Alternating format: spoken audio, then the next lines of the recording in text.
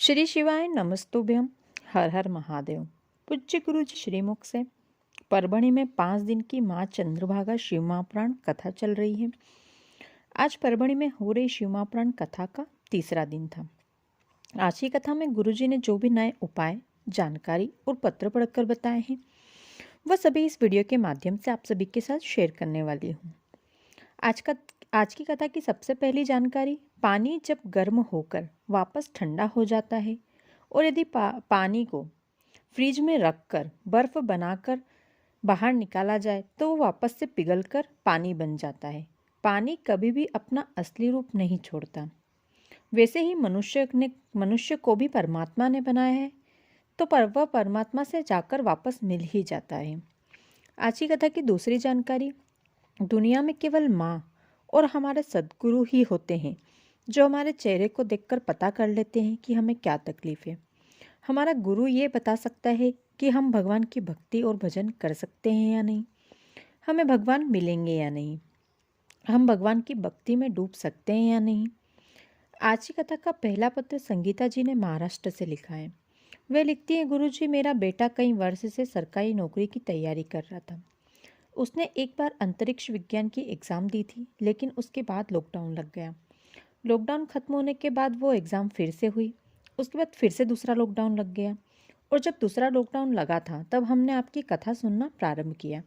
आपकी कथा सुनते थे, फिर हमने पशुपति व्रत किया, बेलपत्र पर शहद वाला उपाय भी मेरे बेटे से करवाया और एक लोटा जल हमने महादेव को चढ़ाना चालू कर दिया। लॉकडाउन ख़त्म होने के बाद उसने अंतरिक्ष विज्ञान की पहली एग्ज़ाम दी, वो उसने पास कर ली। फिर शिव की कृपा से मेरे बेटे ने दूसरी और तीसरे पेपर की एग्ज़ाम भी निकाल ली। उसके बाद मेरा बेटा बेंगलोर जाकर एग्ज़ाम देने लगा, फिर एग्ज़ाम देता रहा और अव्वल आता रहा। मेरे बेटे ने अभी फ़िलहाल में ऑल इंडिया में फर्स्ट रैंक प्राप्त की है और आज मेरे बेटे की अंतरिक्ष विज्ञान में सरकारी नौकरी लग गई है। आज की कथा की अगली जानकारी, हमारे शरीर में 3.5 लाख रोम छिद्र होते हैं। ये हमें ताज़ी वायु प्रदान करते हैं।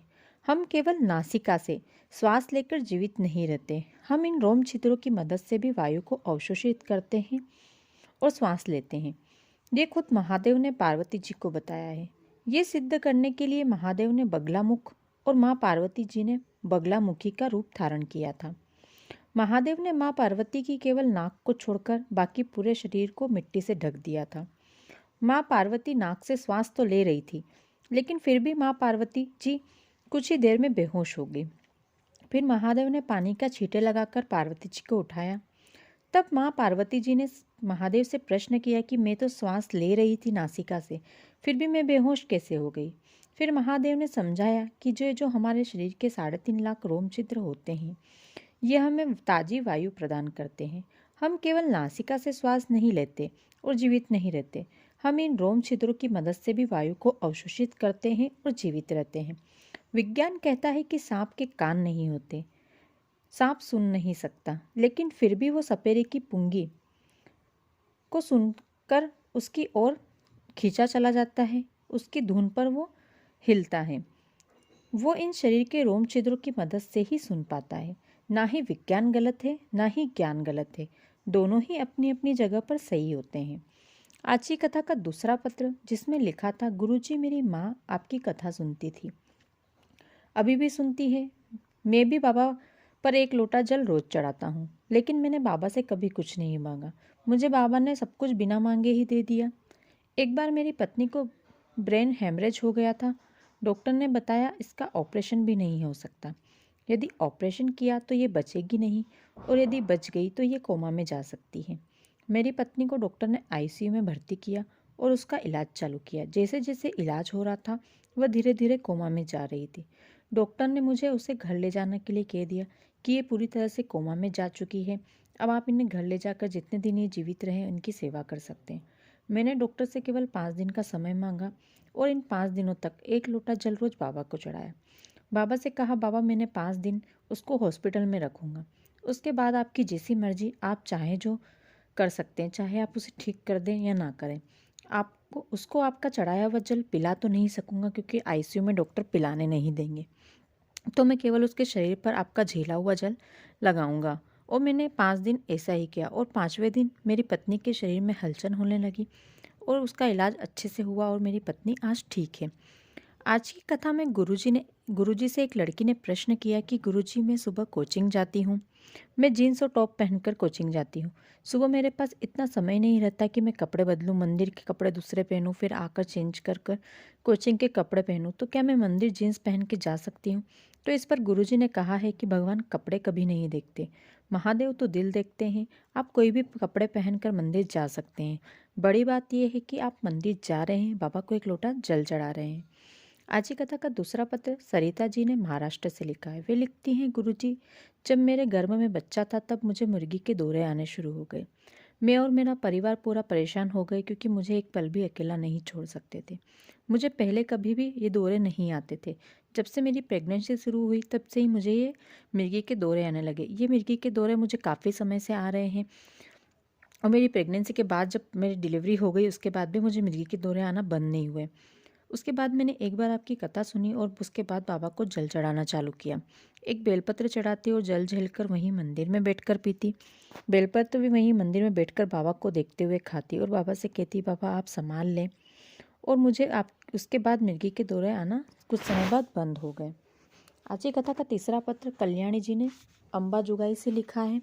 वे लिखती हैं, गुरुजी, मेरे पापा की किडनी में बहुत साल से पथरी थी और किडनी हमेशा सूजी रहती थी। किडनी में सूजन रहने लगी। पापा को बहुत तकलीफ होती थी। धीरे धीरे किडनी में सूजन रहने की वजह से, पथरी होने की वजह से उनका शरीर भी खराब होना चालू हो गया था। डॉक्टर ने कहा इनका ऑपरेशन करके कि पथरी को निकालना होगा। फिर एक बार आपकी मैंने कथा सुनी, उसके बाद मैंने पशुपति व्रत किया, सफ़ेद दूर्वा वाला पथरी गलाने वाला उपाय किया और चढ़ी हुई बेलपत्र औषधि मांगकर पापा को खिलाने लगी। एक लोटा जल चढ़ाकर जल झेलकर पापा को पिलाना शुरू किया और मेरे पापा की पथरी गलकर अपने आप ही निकल गई। आज की कथा में गुरुजी ने बताया कि दान का क्या महत्व होता है। जो चीज़ किसी काम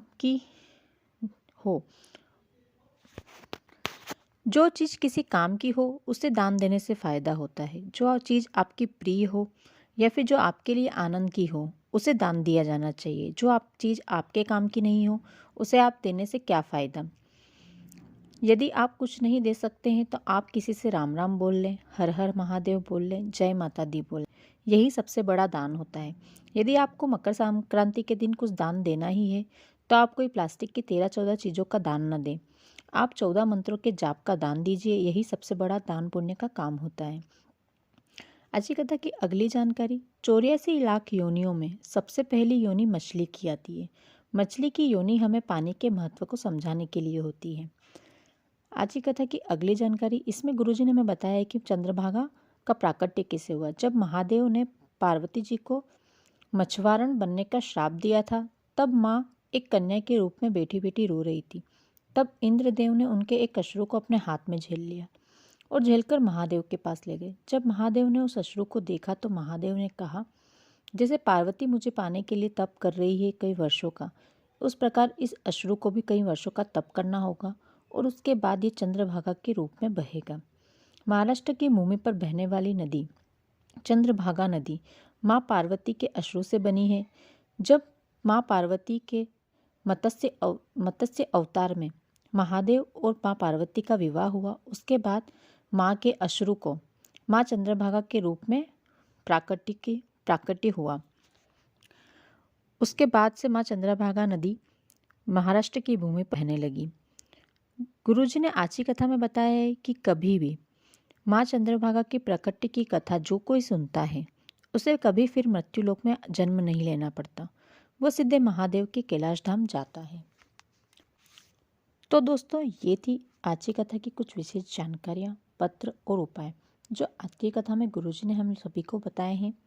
यदि आज का वीडियो थोड़ा भी अच्छा लगा हो तो वीडियो को लाइक कर, इस वीडियो को ज़्यादा से ज़्यादा शेयर करें ताकि जो भी आज की कथा नहीं सुन पाए हैं इस छोटे से वीडियो के माध्यम से आज की संपूर्ण कथा का रसपान वो कर सकें और अपने समय को बचा सकें।